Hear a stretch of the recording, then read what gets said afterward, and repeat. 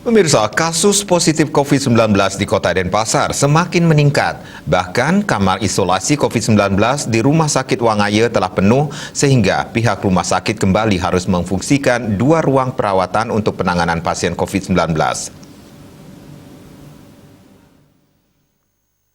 Menghadapi lonjakan kasus yang terjadi, rumah sakit milik Pemkot Denpasar tersebut kembali memfungsikan 2 ruang perawatan untuk penanganan pasien COVID-19, yakni ruang angsa dan belibis. Menurut juru bicara Satgas Penanganan COVID-19 Kota Denpasar, Dewo Gederai, setelah melakukan koordinasi dengan Dirut Rumah Sakit Wangaya Dr. A.A. Gede Widiase, peningkatan kasus sangat signifikan belakangan ini. Bahkan rata-rata kasus terkonfirmasi positif COVID-19 per hari di atas 100. Peningkatan kasus ini membuat bed occupancy rate atau BOR di rumah sakit yang ada di Denpasar meningkat tajam.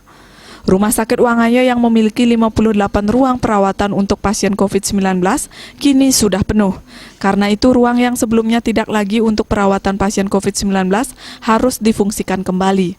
Bukan saja menambah ruangan, tenaga kesehatan yang ada di Rumah Sakit Wangaya juga mengalami perubahan.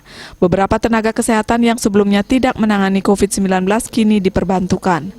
Bahkan tindakan yang tidak urgent seperti bedah harus ditunda dulu.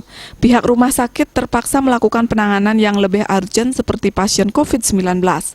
Sebelumnya Kadis Kesehatan Denpasar Dr. Loh Putusri Armini menegaskan kondisi Denpasar sudah tidak aman lagi. Karena itu pihaknya berharap dari kebijakan PPKM darurat ini bisa menurunkan kasus COVID-19.